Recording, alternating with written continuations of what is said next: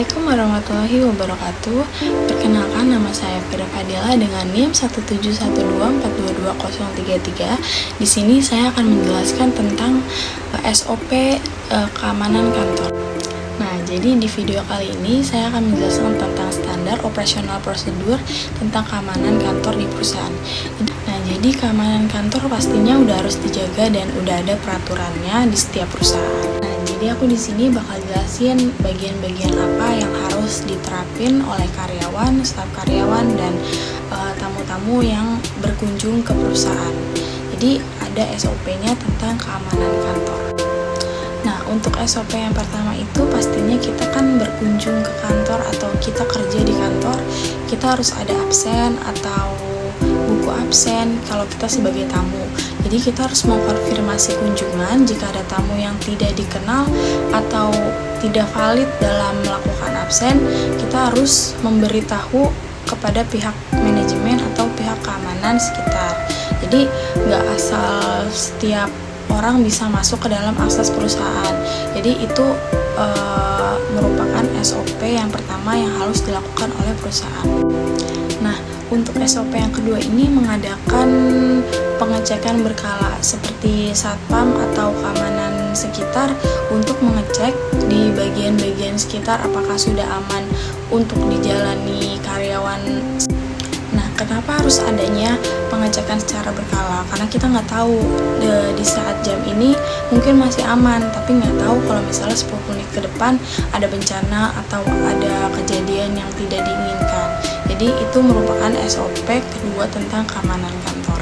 Nah, di SOP ketiga ini mungkin hampir mirip dengan SOP yang pertama, tetapi di SOP ini kita mengharuskan karyawan atau staf karyawan memiliki kartu akses untuk masuk ke perusahaan. Jadi nggak asal semuanya bisa masuk ke perusahaan, itu untuk menjaga keamanan kantor. Untuk selanjutnya, karyawan harus menjaga setiap informasi atau setiap berita yang masuk kepada individu masing-masing. Jadi karyawan ini nggak boleh asal menyebarkan info ke setiap individu lainnya.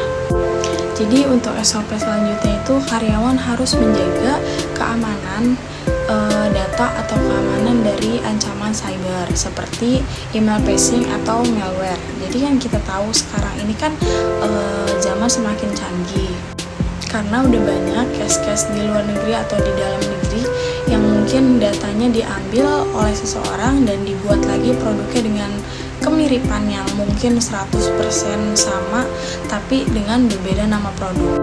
Seperti yang kita tahu kalau misalnya zaman sekarang ini kan zamannya sudah semakin maju, banyak kejahatan-kejahatan cyber seperti peretasan data atau maling data. Jadi kita harus aware terhadap data yang kita miliki di perusahaan untuk tidak saling menyebarkan. Jadi di sini itu juga mungkin bisa meretas keamanan sebuah perusahaan.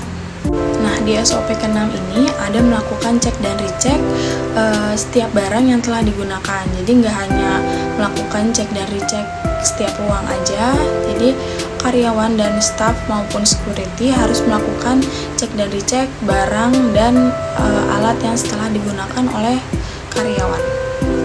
Di SOP terakhir ini, karyawan dan seluruh staf perusahaan harus mengikuti pelatihan keamanan rutin untuk memperbarui pengetahuan mereka tentang prosedur keamanan dan tindakan yang saat terjadinya bencana yang tidak diinginkan. Mungkin banyak sekali bencana yang tidak diinginkan oleh perusahaan, karena pastinya kan kita karyawan tidak mau adanya bencana yang tidak diinginkan ke depannya nanti melukai kita atau menimpa kita. Jadi kita sebagai karyawan dan direktur harus melakukan pelatihan keamanan secara rutin untuk mencegah dan menangani bencana-bencana yang akan datang. Baik, itu saja SOP yang saya buat. Kurang lebihnya mohon maaf. Wassalamualaikum warahmatullahi wabarakatuh.